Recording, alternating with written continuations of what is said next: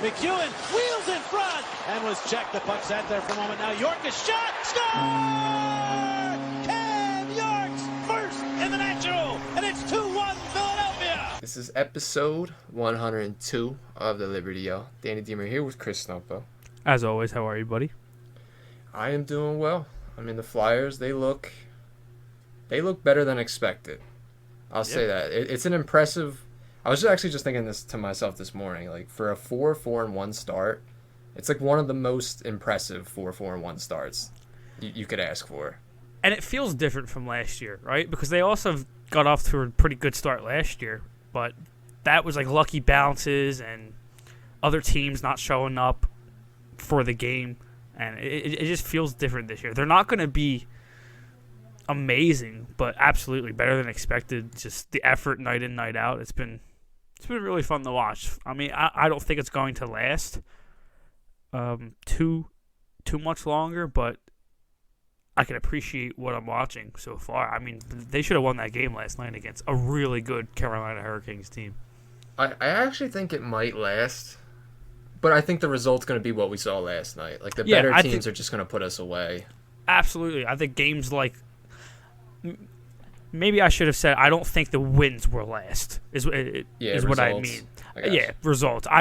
Games like last night is exactly what I mean. If we're being real here, is what you want as a Flyers fan right now. You want to see the young guys improve. Brink, Frost, York, all those guys tip it.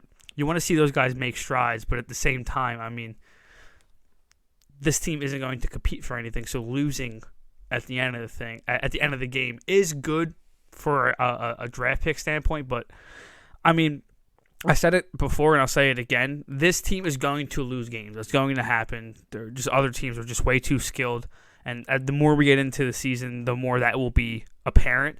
But enjoy what we're watching now. Like enjoy watching the wins, enjoy watching these really close games because I mean they deserve our support right now because they have been playing really good. I mean, there's been 2 games so far, maybe just the Ottawa game that they've kind of looked like they didn't want to show up for. But other than that, I really don't think it's been that bad. It's been extremely impressive to watch, considering where they were as an organization last year at this time. You know what I mean? It's just, things are looking up. Yeah, their record honestly should be better. They should have 2 more points. I'd say they go to OT in both those games and lose. Vegas. Yeah, like last night was that was a good hockey game, dude. Like I haven't watched a Flyers game like that in probably since the bubble year. I would probably say. It was fun. It was very awesome. fun. It was Frost awesome. was going up. Delorier that shift was crazy. Hathaway's celebration was electric too. That whole play was awesome. With Laurier. I mean, like, one shift, you're like, oh, my gosh, I can see why people complain. And the next, it's like he's just in the offensive zone, shouldering. I mean, he's not the most skilled guy in the world, but he, like, throws dudes off pucks and just, like, tosses the puck in the middle. I mean, at the crease. It's just so funny to watch because, I mean, he really can be effective at times. And that Lindros shift. Yeah, dude. Like, I was like, what the fuck am I watching right now? I mean, it's been really, really fun to watch. And like you said, Hathaway getting his first. As soon as he scored, I was like, that's a goal that he scores in Philly on a Tuesday as a Capital. And I'm just like, fuck this guy. You know what I mean? Just like, dude, fucking right off the bat, too. That's the exact goal that he scores like a minute 30 into the game. It was cool seeing that. He's the type of guy that you hate playing against him, but when he's on your team, I'll take it. You know what I mean? Like the Marchand, like we hate him, but could you imagine if that guy was a Flyer? Oh, he'd be an icon. Yeah, that's what I'm saying. He's one of those players. So it was nice to see. Like I just said, the entire game last night was very fun. I hope we see more of that. And dude, they're playing well. It's like they're closer than I thought. They need to learn. They need to keep learning from this. Learn how to win games. Like I watched Carolina last night. After they went up 3-2, that was a master class on how to close out a game. Like they had us pinned in our own zone for like basically until the end of the game. Playing 4 corners basically is what they were doing. Granted, these are lessons we have to learn. Yeah. Go ahead.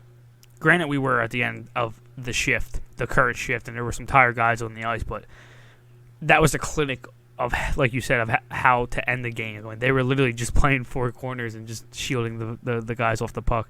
But to go back on the good start and them looking good, Sean Couturier being back really, really does help this team, obviously. I mean, we had so many people speculating, like, oh, will he come back and be Sean Couturier? And I mean, I think me and you said, even if that guy comes back 80%, it's still a really effective player. You know what I mean? Yeah, his game was never athleticism based. You know, no, he was always a slow player. So it's like, how much slower can he get? Yeah, he honestly doesn't look that much slower. I haven't noticed anything to where it's been like, oh, he's, especially like, what, 8-9 games into the season. Like, I haven't. There hasn't been a point where I've been like, oh, he looks slower. Like, he's beating the guys, the pucks. And a lot of that has to do with his off-the-puck smarts and just how he knows where to be at all points. But, like you said, his game's never been about straight-line speed. That's for sure. I mean, as of right now, he is exactly how I remembered him before he got hurt. Yeah. That's how he's looking. He looks just as effective. His impact is felt just as much. I mean, you really saw it in the Edmonton game. Yeah. Blocking down McDavid, Draisaitl, all those guys. That was another classic. Good game, even though just like every game other than that Ottawa game. What was that Ottawa game? Game 3, I think it was. I believe game so. 2. Was it game 2? Yeah, because that was just an obvious pooper from all aspects of the game. So I hope we didn't enjoy more. Anaheim either. I'm not gonna lie. Flyers Anaheim. Yeah, that one kind of got under my skin a little bit. I really wanted that one, but Anaheim did get another big road win after that, so maybe they're just rolling right now. I don't know. They do look. I mean, they're a good young team, man. I mean, there are a couple of guys on that team that you look at and you're like, okay, if they continue to develop, then Anaheim could. I mean, like Mason McTavish is a fucking stud, dude. Like that kid is so good. Trevor Zegras hasn't got off to the best start in the world, but we know he's good. Minchukov, he's another guy, defenseman. He's insanely good. So, yeah, they're a sneaky team. Like they're a team that obviously isn't going to make the playoffs, but they can definitely play spoiler towards April and March. You know what I mean? Yeah, and you have to feel with them that they're going to break through sooner, rather than later. You have to think that. I mean, I wouldn't mind seeing it. The Ducks have been bad since I've been watching hockey. I mean, I remember watching a little bit of them in the playoffs in like 2009, 10, maybe 2011. But other than that, they've been pretty irrelevant from a hockey standpoint. So it would be cool to see that team kind of get a turnaround going, you know? Yeah, I just think they have too much talent coming and already there. Like, I think once those guys all hit their prime, there's, like, no scenario where they're not good. If they all stay. I should say that. All depends on what... Like, that's an insane core. Like, when you really think about it. Like, when they're all in their prime. And they're patient, too. I like that, too. They're still picking their shots, playing the draft, getting lottery picks. I mean, I didn't even mention Leo Carlson. Yeah, Leo Carlson. Like, that when they're all in their primes, it's going to be ridiculous over there. That's scary. But let's transition to Frost because he did play last night when we were talking about this Carolina game, and obviously he missed the 6 games that he did. I just wanted to get your initial thoughts on that whole situation because I don't think we definitely haven't talked about that because we've missed the last 3 weeks since our last episode. Well, one game, it's like, all right, I didn't really think it was a big deal. Mm-hmm. Just kept it in stride. They played well. Whatever, that's an excuse for 2 games. Whatever, you can have that. I think after they had their first loss, and he still wasn't in there, and they still had Paling, Delorier, and Hathaway in, I was like, all right, this is just getting kind of ridiculous. I don't think it should have stayed at like 5-6 games. I think that's kind of ridiculous, but he was back in last night. He looked good, and towards at the end of the day, he did mention like he knew he had to get him back in. He felt bad about it, but the team was just playing well. So I really don't think it's the slight at Morgan Frost that some people may think it is. I kind of believe him. I'm not going to lie. I really just think he genuinely thought other people were playing better, and he thought oh, I got to get them in, but we got to just lose first because we've been playing well up until that point. But I thought he looked good last night. He should have had multiple points. Yeah. It's ridiculous. He's so snake-bitten when it comes to getting his scoring going like early in the season. It's actually insane. Seems to happen a lot for him. But that was a great response game. Not going to lie. I mean, it's something that we talked about off the pod with the way that he's responded to adversity. I mean, throughout his career. I mean, obviously we're Frost guys. We liked him coming out of the the Greyhounds. I'm not going to try to pronounce it. I suck at pronouncing Sault Ste. Marie. Sault Ste. Marie. There you go.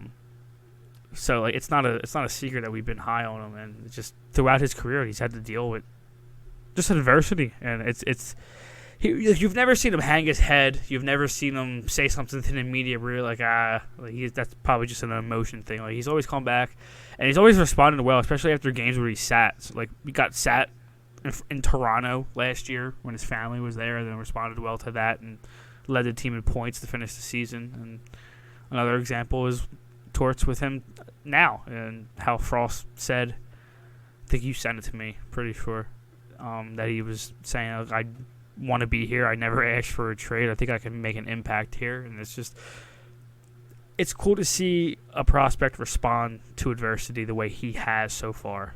Not saying this kid is going to be like Gretzky or anything, but it's nice to see that he's mentally tough, you know?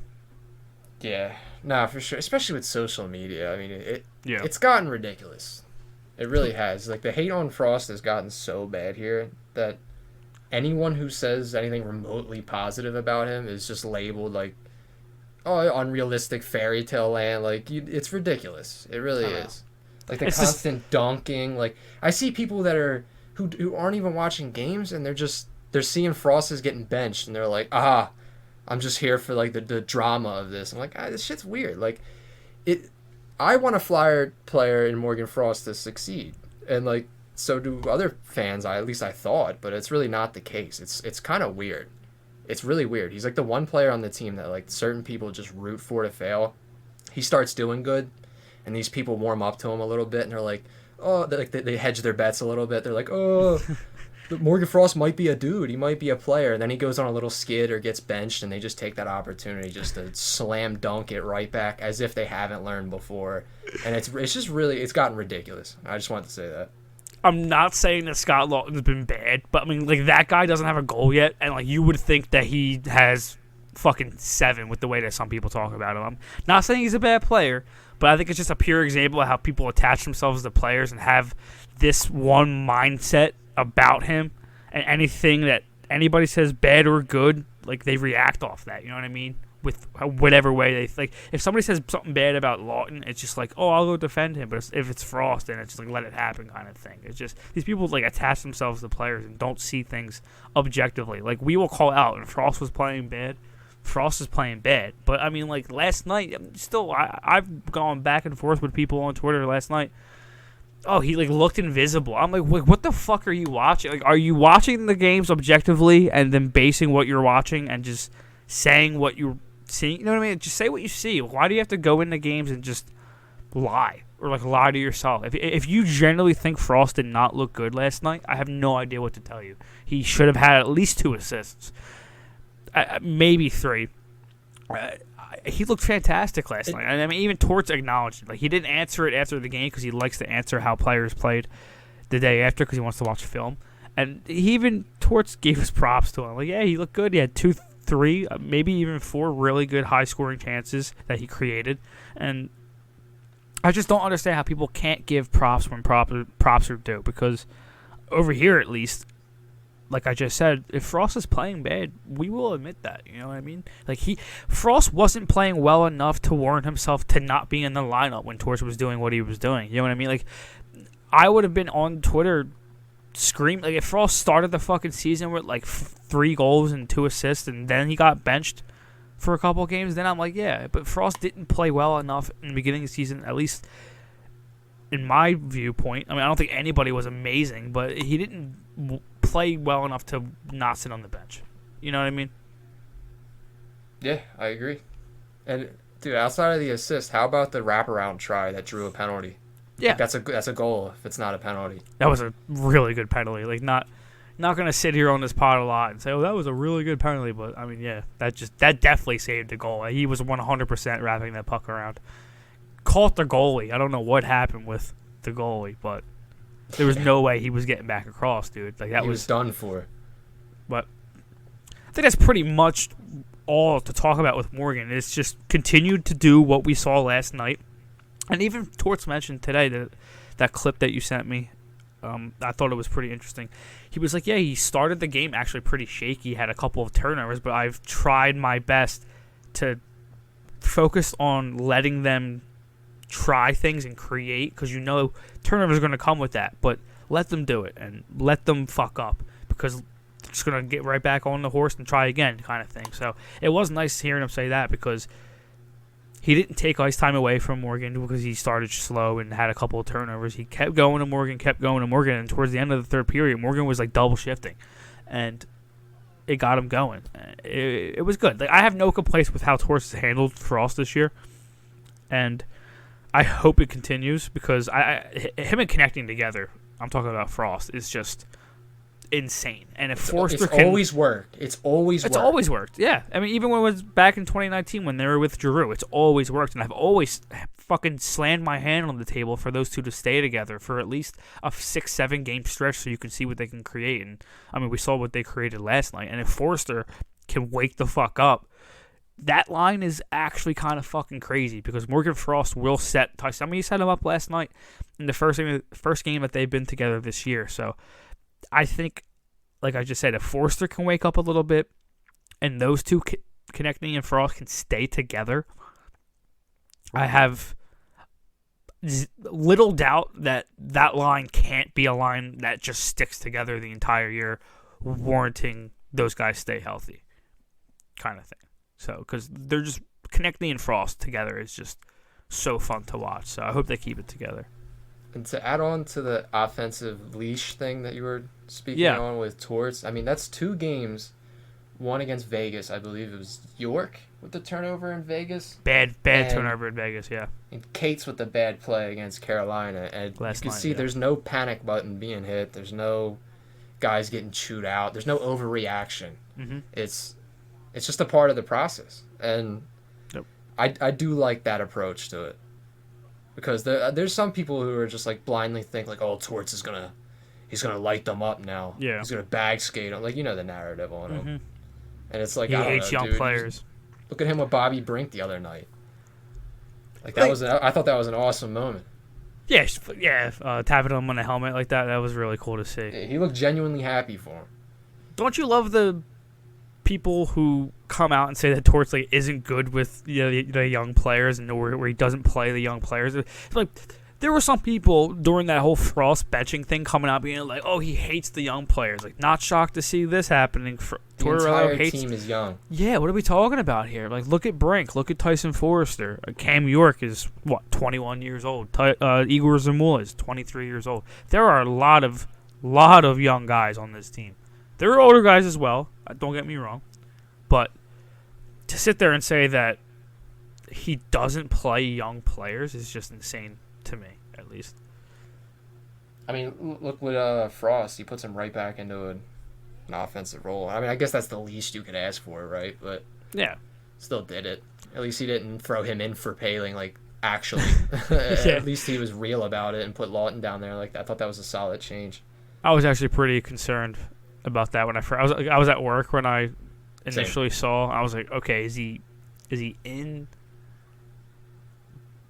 Paling spot, or is he in an offensive role? And then I saw the interview with the media, and he was like, I'm not going to put Morgan in a non-offensive role. And then I saw the lines. I said, okay, tonight will be fun then. And it was. That was a good game that we definitely should have won. So there was a couple opportunities where I think Brink overpassed a little bit. I think if he just wires it, he might have had a goal. I think there was 2. Two of them I can think of. And that's something that he he'll looks learn. Great, though. Yeah. He's I mean, not that the pace is going to stick and continue, but he's currently on pace for I think 70 points, 68 points or something like that. It's insane. He looks good, man. He looks good. He's just an effective player. Like it's nothing that like is really eye popping. Yeah, it's smart. Is what it is. It's IQ. Yeah. But I don't know. He's like slick too. It's so hard to explain. He's like such a weird but yet satisfying player to watch. Do you know what a comp that I saw on Twitter yesterday that it kind of was like eye opening for me? It's Braden Point, but without the insane skating. Yeah, like a wobbly, a clumsy Braden Point. Yeah, like a clumsy Braden Point. Insane hockey IQ, puts himself in the position where it seems like the puck is following him, and then just has the puck on a string. Like, did you see that breakout that Brink had? I think it was after the first or second period last night. Then lobbed it to Joel Farabee, who caught it, put it down, and then slid it over. I mean, that's just... Imagine if that goes in. That's what I'm saying. Like, that's Braden Point type puck on a string, being able to make guys miss and get out of his zone. He has that ability for not being the biggest guy in the world. Down in the trenches, his edges, his hands, his ability to just basically go through guys and then continue to keep possession is just insane to see. It's nice to see it translate to college. I mean, from college, because that's exactly what he did in college. Was that like, you would just be like, how does he still have that puck on his stick? And then it just cross crease on his teammate's tape, and it's just like, oh shit. And that's exactly what we're seeing. And I had my doubts, man. Like I really did. Like I had some doubts about how it would translate, just because he looks so clumsy. Like I was like, how effective is he going to be at the NHL level? But he's still like doing the same shit. He's still doing the same. It's crazy. He's still so effective. Like I said, he's just the kind of player where he doesn't look like he's going to make the insane play, but then he does it. And you're like, oh my God, holy shit. He really just threaded the needle, like that pass through three people. And it's been fun to watch. I'll say how about him on the power play? Not to cut you off. His power play work has been... He's our best playmaker.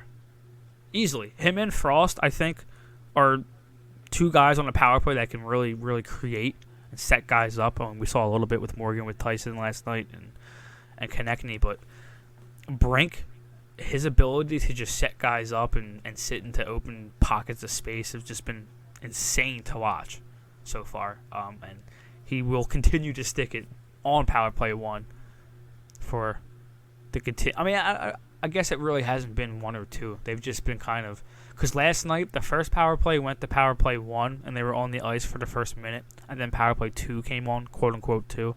And then the next power play they got, power play 2 started it. So I think they're just kind of... in their own head with this shit. Like, they need to find a unit that works and really just need to ride with it. And I think they do too much of trying to spread the talent out to have 2 effective units, but... I don't know. Let's just get the top one effective. Yeah. Because 0 for 5. We get a power play goal or 2 in that game, and like that game's put away. That's a Flyers win. Their entries have been so bad for so many years, and it's the same shit every time. It's take the puck up center ice, wait for the drop back, drop the puck back, and then have the guy try to walk through 8 guys while all of his teammates are stationary because they can't enter the zone until he does. Why do they still do that? It's like, been happening since G. Drew's gone though. It's like, why do they still? It's hilarious. I know. It's insane. Anything else? Try anything else. It's just the same. And it's like they'll fuck up 3 times, and then the 4th time they'll bring it up, and they'll do it again. It's mind-boggling. So predictable. Like the guy brings it up, it's like, oh, what am I gonna do? What am I gonna drop back? Back. Yeah, everybody in the arena knows it's a fucking drop back. But that's a good point. They do seem to kind of spread the talent out a little bit too much. Just make the first power play good before you try to figure. I mean, just make the first one. What, Couturier? Brink on the right wall. Couturier behind the net. Who's on the left wall for you? Joel? Or are you flipping it for the shot? So Brink on the other wall, and then Joel on the right wall on top. So you get that one-timer going. Yeah, I mean, let's try it. With York at point. Because, I mean, that's what... I mean, they're still trotting Sanheim out in the power play. And Sanheim, granted, he's been decent this year. Helps when you're playing with Cam York. But he's just not a power play guy. He's just so fucking brutal to watch on the power play. It needs to be York. So I think a unit of Couturier, probably Konecny in the slot, and then Farabee and Brink on the walls, and then York. Yeah, I think that would be my first power play initially. And then if Foerster gets red hot, Frost and you look to put him in there. Yeah, I mean, I think Foerster and Frost should just be the wall guys on the next power play, and then put Cates on net front, and then Tippett in the slot. I think you're good, unless I'm forgetting. Like, I'm not looking at any like roster right now, so maybe I'm forgetting. Like Atkinson, fuck Atkinson. Like, why does he have to be on the power play, dude? Like, let the younger guys get the time. You know what I mean? I did forget him. Tippett's probably got to be on one. I put Tippett in the slot on the second one. But I definitely missed a couple guys. But you get my point. Just try to load up, like you said, the first unit and try to just get that going and see. Yeah, let's find one that works and just ride it out.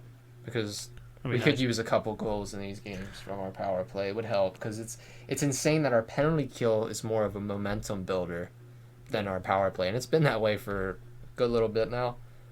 And it sucks to see. Like, as a fan, you want, like, if a guy gets tripped, I want to be like, oh, let's go. Like, we're going to get the power play unit out here. We're going to score a fucking goal. It's going to be a nice goal. Everyone's going to be hyped. No, we never get that. It's always they lose the face-off, cleared. Drop back, failed, cleared. It's like, all right. Well, it's such a momentum zapper. Wait like 5-6 months and you might get a guy who might make you start going crazy when you see York get tripped up and the hand go up and cut a Gauthier. So that would be pretty cool to see him light the lamp. He's going to be a demon on the power play. Can't wait. Hilarious. Dude. Speaking of the power play, do you know somebody, like, while we were talking about this, like, it kind of popped in my head. Do you know who would be a fun defenseman to see get maybe a little bit of time on the power play? Sean Walker.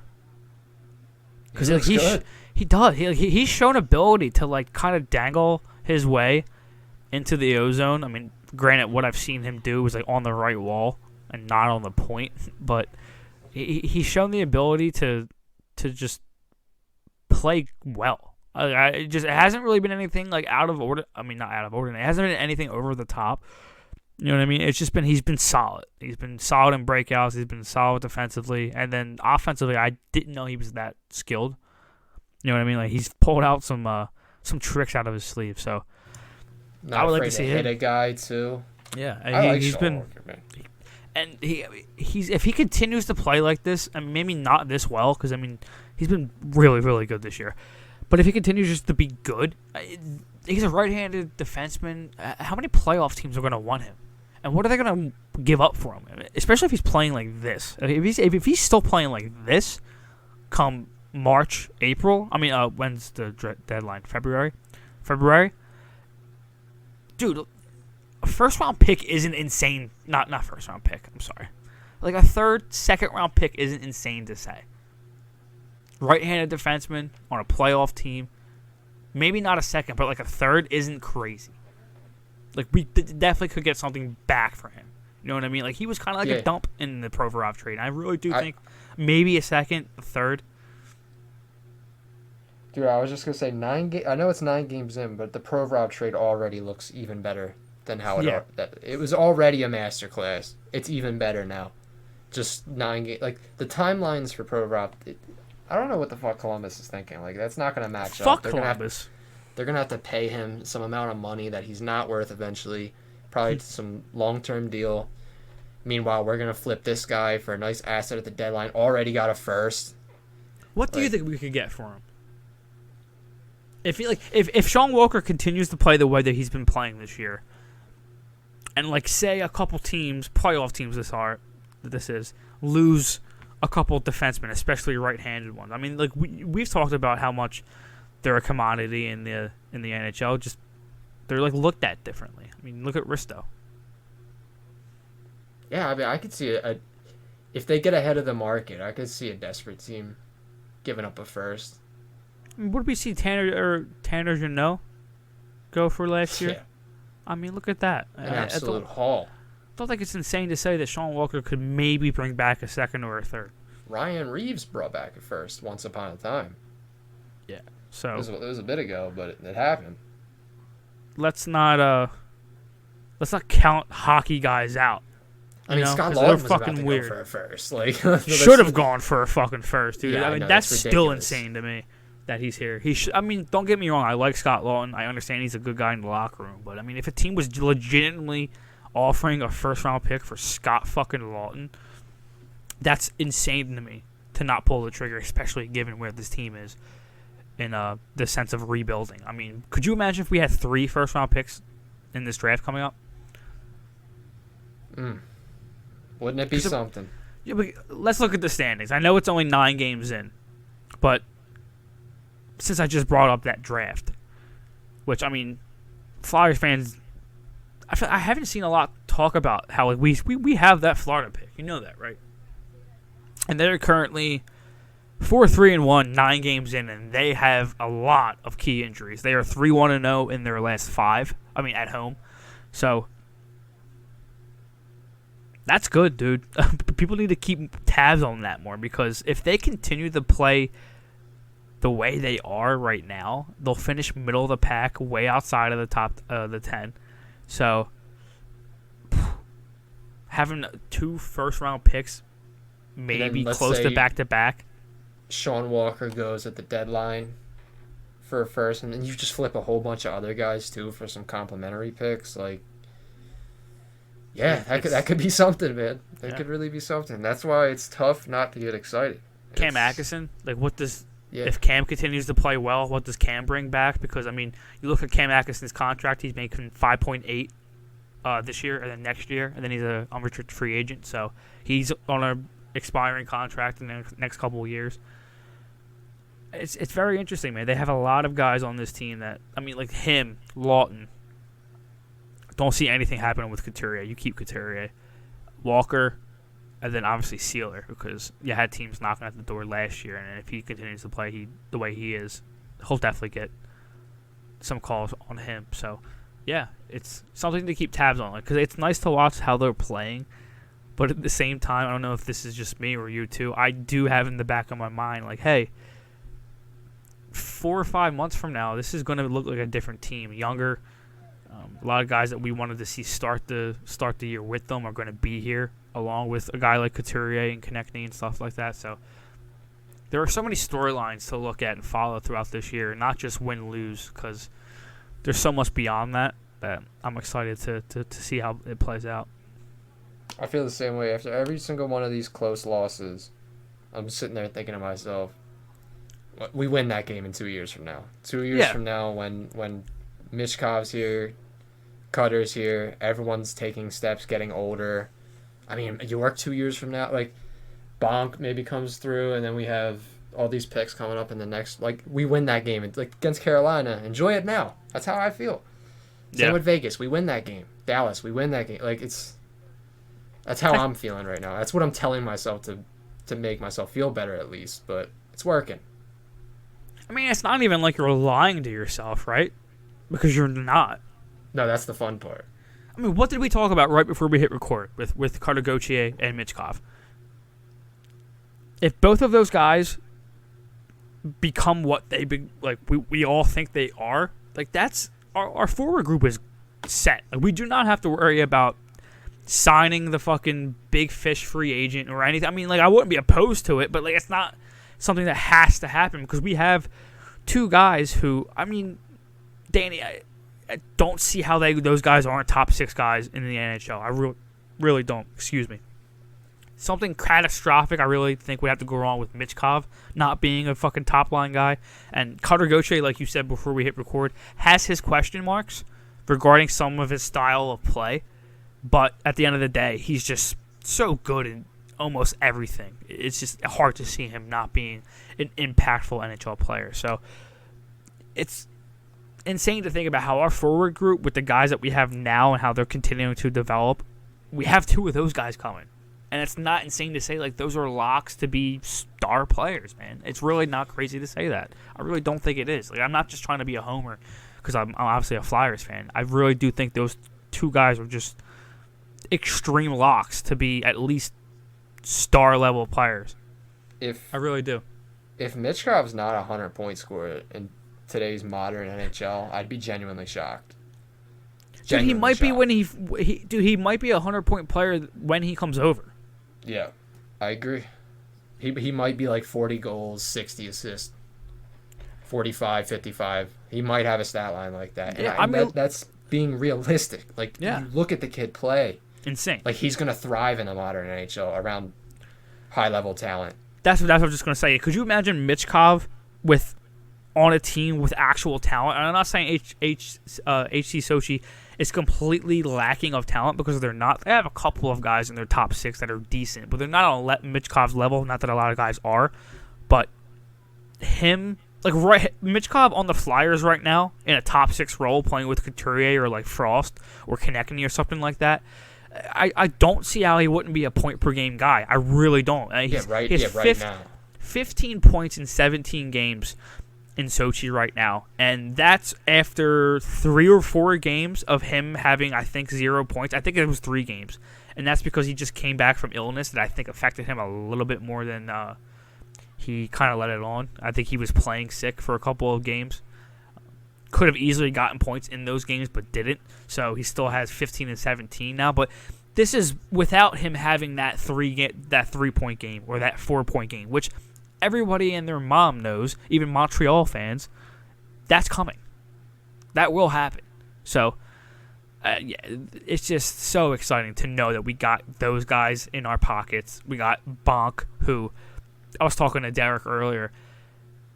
Say he becomes what we think he is.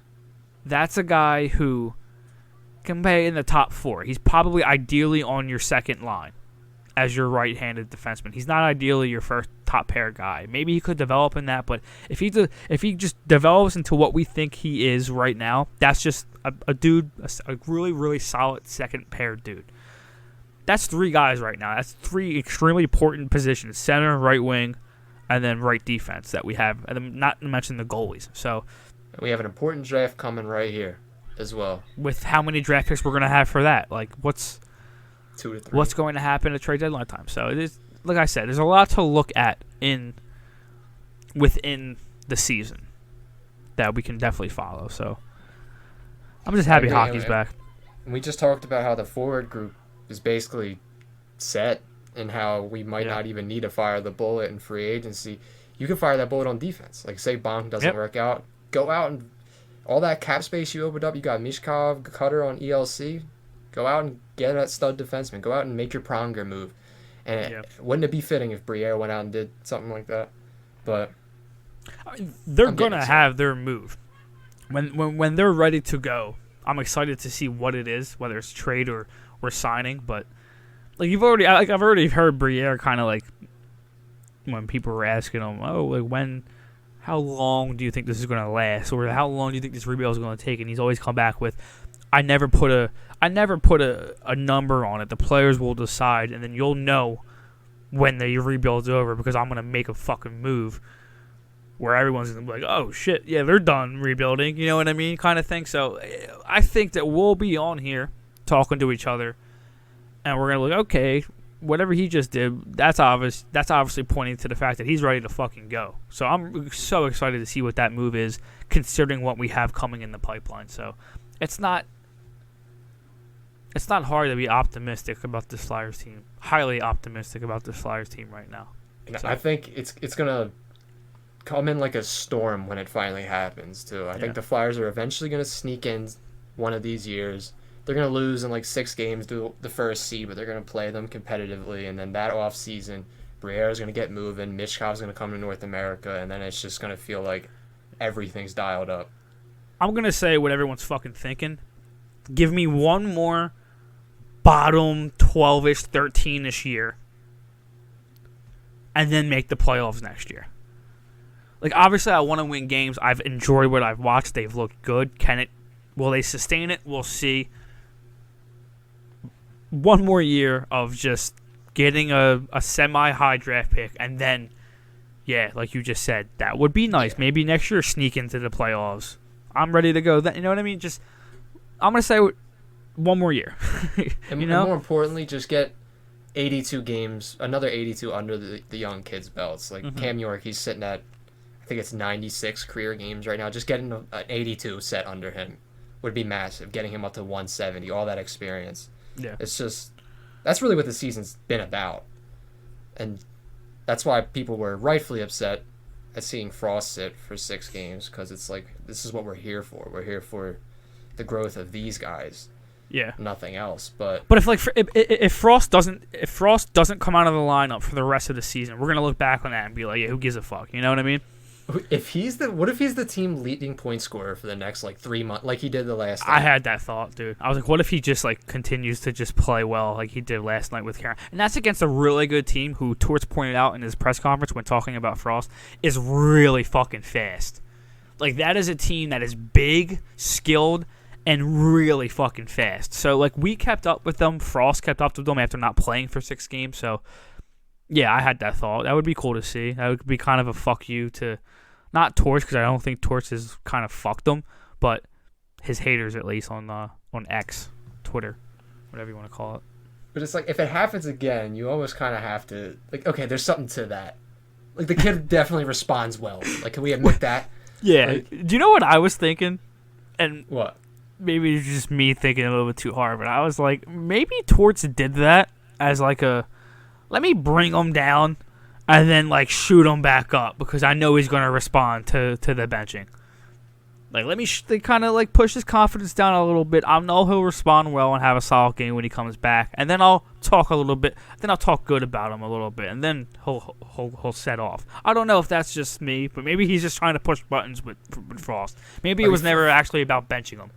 5-6 games is a little. It's a little cruel, man. But I'm not. I think the beginning of it was generally the team was playing. I mean, was him trying to do that, and then it was like, okay, now I can't kind of put him back in because they're actually playing pretty good. I think it was that.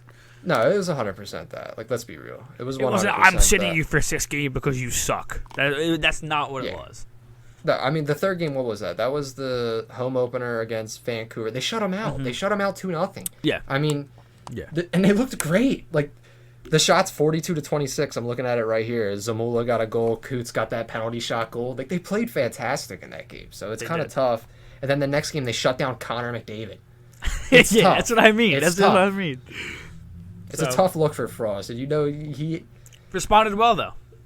He did. He always does. That's why I really don't get like the kind of the narrative on him that he's like some like lollygagging, not serious, like not competitive, skilled player, doesn't hit, type of dude. I don't know. Like listen, he has his problems. I'm not gonna say he's perfect. I criticize Morgan Frost all the time. Like first 2 games of the season, he wasn't there for sure. Barely saw him. Yeah. But that whole line, to be honest. But getting him going is huge. Like we can't deny that. We can't deny it. And don't give me this bullshit like, oh, he got all his points against bad teams. That drives me up a fucking wall. It really does. If we're gonna be technical, so to Tippett got all of his goals against like the Sabres and like Arizona. It's like, what are we talking about here? It's like, all right, then you go back and show me examples of him playing good teams and show me him being ineffective. Go ahead. There wasn't many. There really wasn't many. He still looked decent. He was still making plays. That's what I'm saying. These people don't like watch deeply. I don't know. They're kind of giving into the narrative that other people put out on him. Yeah. And I just hope it stops because at the end of the day, the kid's a flyer. I mean, he's a late first-round pick, cheap RFA player. Like, he shouldn't really be expected to be anything more than that. I feel like what he's done is actually exceeded expectations already, to be fair. I mean, you look at fucking Nolan Patrick. He's out of here. Yeah, so if we're going to go... I think people have that high expectation for him because of Nolan Patrick, to be honest with you. Because he got hurt. Maybe. So they're like, okay, you were in the same draft in the same round. You have to be what Nolan Patrick was supposed to be. And I think that's an unfair expectation for Frost because... And there's also this notion, though, that the fans overhyped him. Like there's people like us overhyped him. It's like, no, it's like we can be excited about a kid putting up 100 points in his D+1 year. I mean, any prospect you have that does that, that's worth being excited about. Yeah. And it's not surprising that his transition's taken a little bit. Like people have this kind of every time he doesn't do something, it's just they dunk on it. It's crazy. Piles. It's like piling on him. Yeah, I know. It's just, and then like when he has a good 3-game stretch, it's like where's those comments now. You know what I mean? Like, it's just only when he has like a bad game is when it pops up. It's kind of frustrating to go back and forth because it's not like we're defending him every time he has a bad game. Like, yeah, he has bad games. His problem is consistency and especially holding on to the puck when he's not playing Morgan Frost way. It's him getting the puck off his stick almost immediately. Like him when he's confident, he's like holding onto the puck, skating up ice, and he's a fast kid, very good skater. And when he's on his game, he's trying to make plays with the puck. He's holding onto the puck, and you could just really notice his confidence. And when he's not, the puck is off his stick. He has 30-second shifts. Like me and you always joked about at the beginning of the season. Like, yo, Frost's 15-second shift is coming up soon. Like, he gets off the ice so quick when he's not confident because he just doesn't want to fuck up kind of thing. So that's what I think it is. Hope he continues to play the way he did yesterday because if he can continue to play the way he did against Carolina, I mean, not every team's Carolina. You know what I mean? Like, that's a really good fucking team over there. So we'll see how he continues to do. I think he'll do well. So. Yeah, me too. I can't wait to see the next excuse. But real quick, the Flyers did. They loaned Felix Sandstrom to the Phantoms on a conditioning stint. Guess to get him going since he's been the third guy here and he's not going to see any games with the Flyers. So go get him some games down there. Get his bones moving. Get the blood flowing. You know. Yeah, I mean, it clearly wasn't working out for him up here. Torts didn't really like him from the jump. I wish him well. I hope he plays well down there. Gotta think you see him on waivers soon. Really don't know what they're gonna do with him once that conditioning stint's over. Because that's like them kind of buying themselves time. Because like when that ends, he comes back. He's not staying down. You know what I mean? It's not staying down there. So. Yep, other goalies coming to the pipeline also. It's have to be made. That's all I gotta say. Speaking of goalies, let's talk about Carter Hart so far in the season because I feel like with the whole talk about stories within stories and not just looking at this team from a win-loss standpoint, but I mean I think he's really been a bright spot this year. Four wins, 7 games started. He's got a shutout already. 2.30 goals against average and a 9.21 save percentage. So he's been really good. His last 5 games, he has a save percentage above 900 except one, and that's the Vegas game. So impressive stuff from him. Really, he's been really good. He's everything to the team.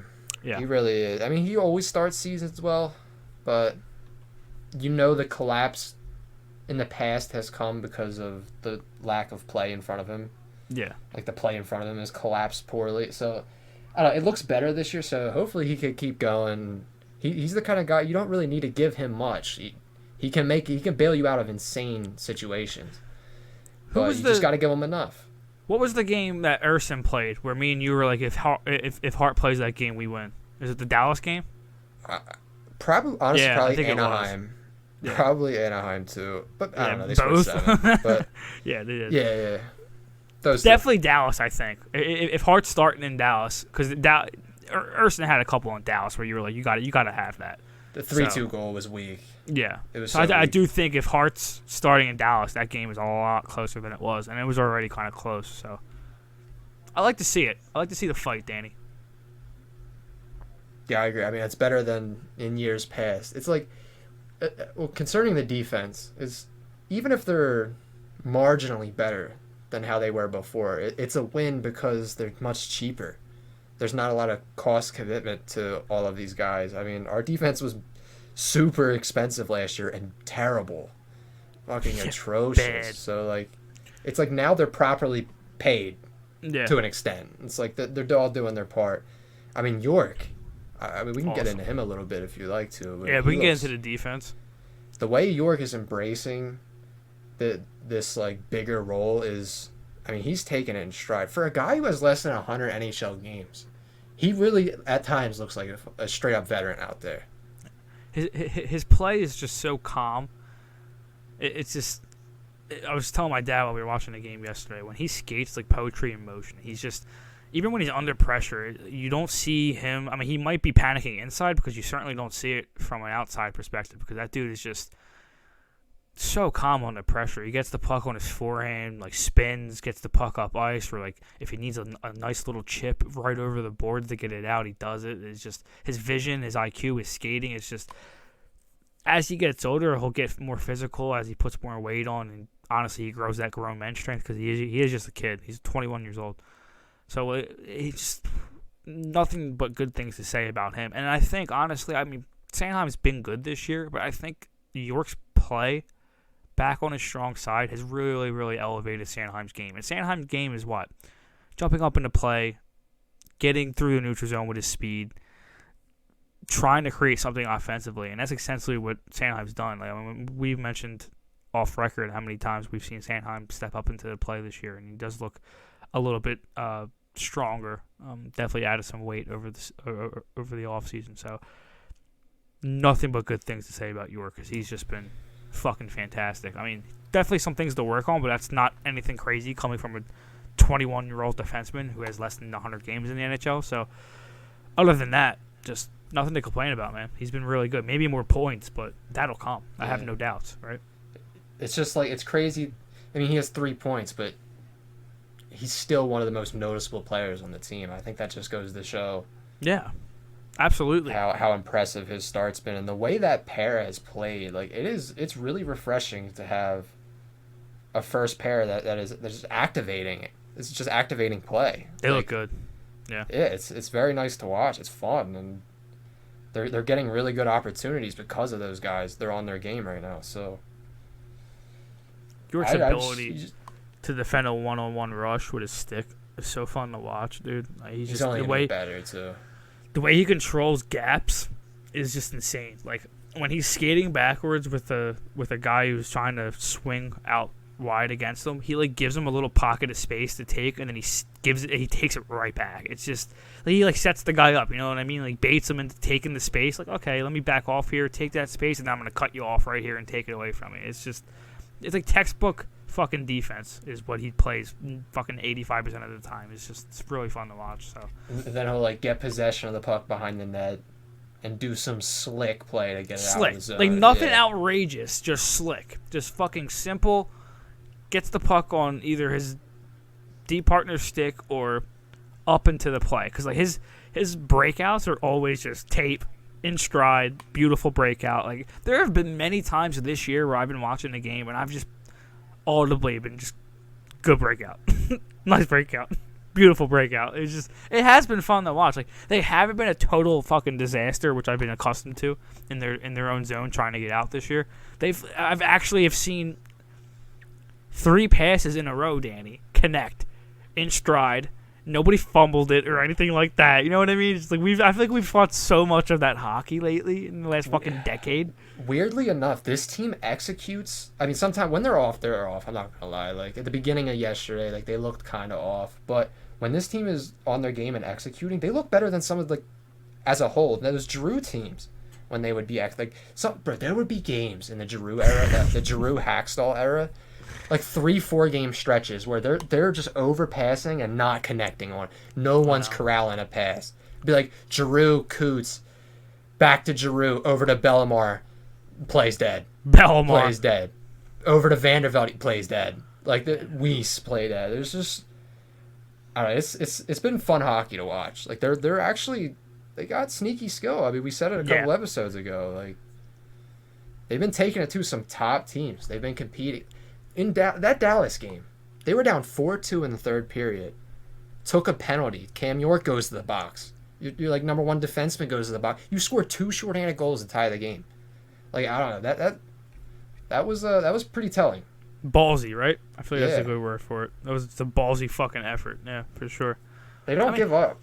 Honestly, if you put this team against What Giroux team were you talking about? What year was that? That year Hackstall got fired? Because that team was fucking brutal, dude. Hackstall got fired? What was that? 17, 18?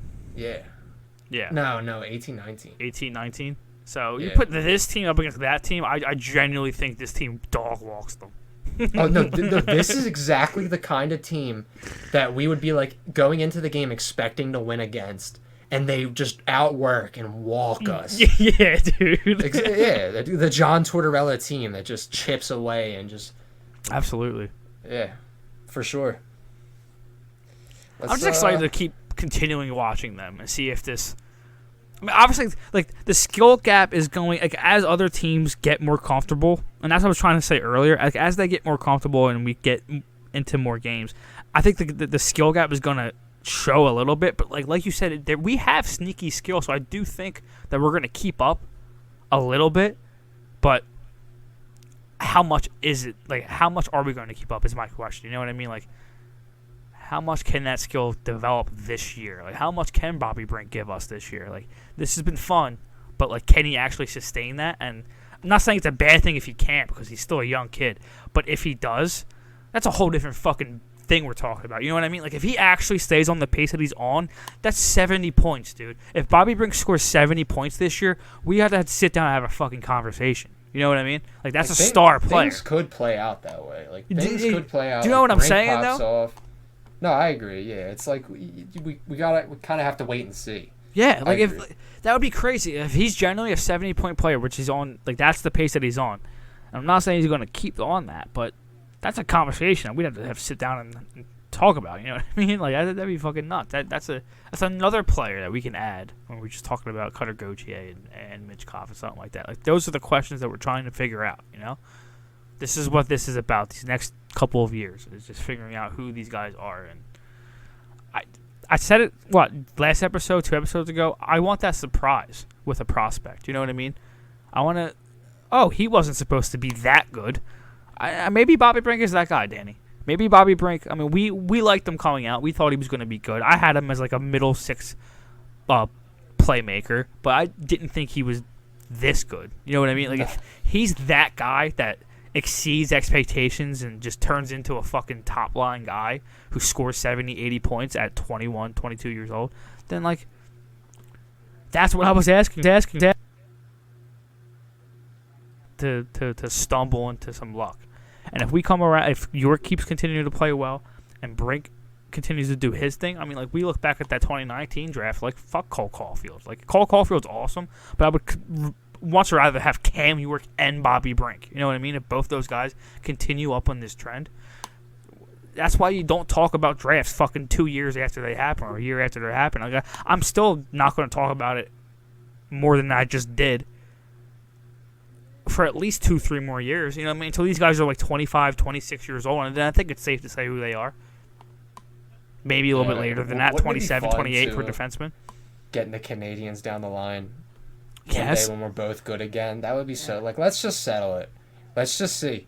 Them and the Islanders is who I want, dude. That those bubble playoffs fucking rubbed me the wrong way. I want to see Montreal in Philly, and I want to see the Islanders in Philly. We got the Islanders twice this month. I mean, like playoff, but yeah, I'm excited for that. Yeah, I know. Yeah. I want them bad though. Bad, dude. Is there anything in Flyers land that we haven't like touched about? Like, or am I forgetting anything? Like we Cutter, Michkov. Hart's been awesome. There hasn't been any other prospect updates that have been like Maximo Rizzo, or am I saying that wrong? He's been good. We traded for him in that D'Angelo trade. I don't think there's anything else. I just wanted to make sure everything was covered because got a couple games coming up here against Buffalo, Danny. This home and home. Dude, actually, the schedule not looking too bad for the next 5. Like, listen to this. This month isn't bad at all. Nah, towards the end though, you got a lot of divisional opponents where it could get a little dicey, but in the beginning, not bad. Go ahead. Buffalo. I feel like we always play that team well. It's always an. Yeah, I hope it's an entertaining game at least. Well, 7:30 on Saturday. I like that. 10:30 on Tuesday. Kings, damn. Sharks, Ducks. I mean, these are all beatable opponents if we're playing our game. Kings again. The Kings are probably the toughest one in that bunch right there. That Ducks game scares me though, Danny. That sounds like a 10:00 game in. Why do I feel like we always win that game though? The in Anaheim game, I feel like we always win it. Do you know, like, every time I see that we're gonna be away over there, I always think of that Briere to the Giroux overtime goal. It was the 5-on-3? Yeah. Where Briere like faked the slap shot and then fed G right next to him, and the slap shot. It's beautiful. Then he fist pump to the away crowd. Yeah, dude, so fucking sick. I miss that shit. But yeah, the schedule isn't bad. I'm excited to watch that TNT game tomorrow at home. Buffalo TNT. I'm here for it, Danny.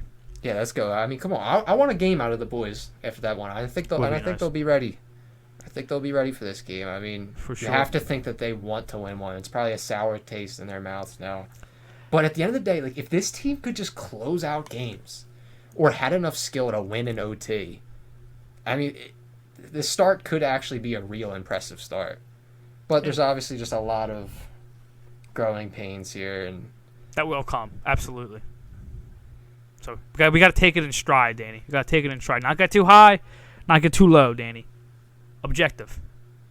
Yep, that's why I really haven't been upset. The Ottawa game was, and maybe the Anaheim game, just because we were playing well up into that game, and I was really expecting a better performance out of us in that one. That was a little disappointing, but outside of that, like I'm genuine. Like the way they came out in Vegas, the way they came out in Dallas, awesome. I wasn't expecting that. When they went down 4-2 in Dallas, I almost wanted to stop watching the game, but then they came back. Like it's crazy. Like so it's worth watching. I mean, look at Delorier's shift a little. Like the team's fun right now. It's fun. They are. They're playing hard, man. I'm excited to see how they can continue. And like I said, tomorrow, prime time game. Like I'm here for it. So we'll see how things shake out.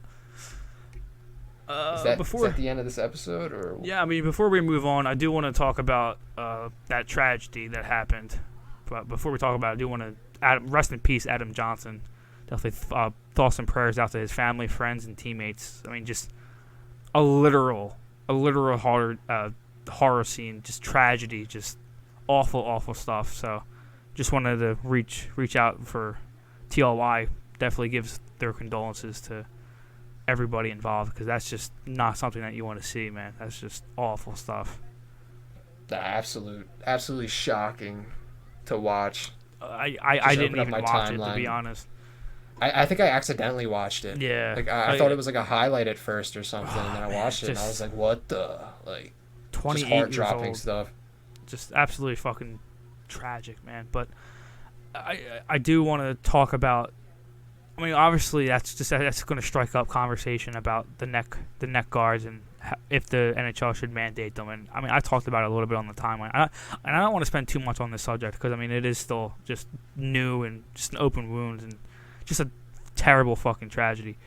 But I do think personally, maybe not mandating them, but strongly suggesting that these guys should wear something, because I mean, for me, this is the way I look at it. It's a small accessory that they wear that could potentially save their lives, that really doesn't inconvenience anybody. And honestly, it looks cool. I always thought Thomas Plekanec looked really fresh with that neck brace, the neck guard that he always wore. So, I mean, like, number one, you're protecting your players. And then number two, it looks good. And I think it gives a nice aesthetic look to the uniform. So, I mean, I think it's a win-win. Obviously, you get into tricky waters when you want to mandate something. But, I mean, they did it with the shields, right? I mean, they went from, I was just going to say that. Like, so, people bitch about the visors, but at the end of the day, it works.